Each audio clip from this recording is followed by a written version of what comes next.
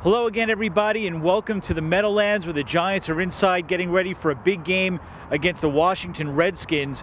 Before we preview it, I'm going to give you a little history lesson. 1 year ago, the Giants were coming off a big win in Dallas.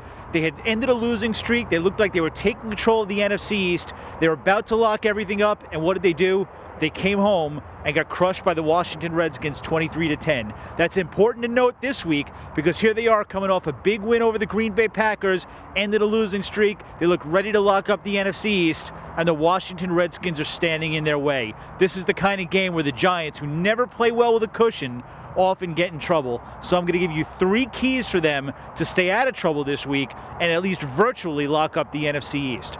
And the first key is an obvious one. They have to contain Robert Griffin III. If you saw the first game where the Giants barely beat the Redskins, it had everything to do with RG3 and his ability to escape pressure, escape the pocket, and make plays. You saw the big play, the 4th down one, where he made Jason Pierre-Paul look just silly and was still able to complete the pass. You saw the touchdown pass he had that gave the Redskins the lead at the end of the game. Those are the kind of things that they have to stop. This is a team, the Redskins, that can really run the ball with Alfred Morris and with RG3. They're going to gain their yards. They just have to stop RG3 from creating on the run. And to do that, the ends have to contain him. They have to stop him from making the plays when he's out of the pocket. I was going for him. I almost had him, trying to get him to the sideline. He hit the brakes on me, broke me. So he's a good quarterback, man. However fast you think he looks on tape or on highlights, he's much faster than that, and their operation is much faster than that. Getting out of the huddle, getting on the ball. Their quick count, their hard count. They mix in a lot of different things to keep defenses off balance, to gain an advantage. Watching him on film, you see a spectacular athlete going out there and making things happen for that team. Whether it's running the ball, whether it's throwing the ball, he's doing everything and then some. In order to make that offense successful. So that wasn't any surprises. He is as advertised.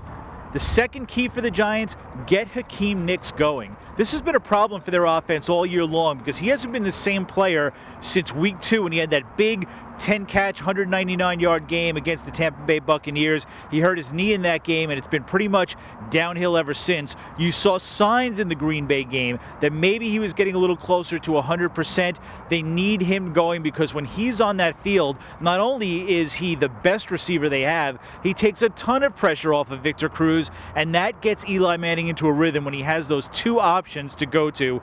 That's a big reason why Eli Manning was in a slump for so long. He didn't really have a second option, and teams were taking away Victor Cruz. This has been a situation where, I ain't really coming into this year, I ain't really get a chance to, to work on and play ball as much as I would have liked in the off season and going into training camp and then battling the injuries throughout the season. But, that's just excuses. I ain't here to make an excuse. I'm just here to play ball and, just keep on grinding. The third thing the Giants have to do, run the football. The Redskins are going to run. They are a top running team. The Giants aren't, and they've got a banged up Ahmad Bradshaw, and they don't have Andre Brown. This could mean that David Wilson, the first-round rookie, finally will have a chance to show his explosiveness.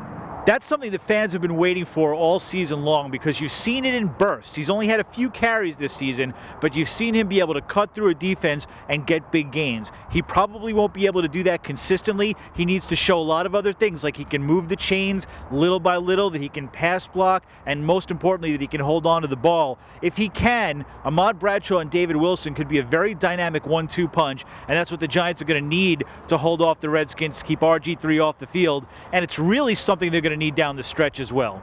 Well, I think we got to protect the football, and they do a good job on defense of getting turnovers. They do a good job getting pressure. So just got to understand we got to protect the ball offensively and be patient, and hopefully we'll have the right calls at the right time and be able to hit some big plays. Those are the 3 keys for the Giants to win a game that they really should win to beat the Redskins, who might be their biggest challenger in the NFC East. If they do that, well, they're going to have a big lead with just 4 games to go and probably will end up winning the NFC East. To see how they do, make sure you check back on Monday night and Tuesday morning. Right here on the blue screen, we'll have the recap of all the action.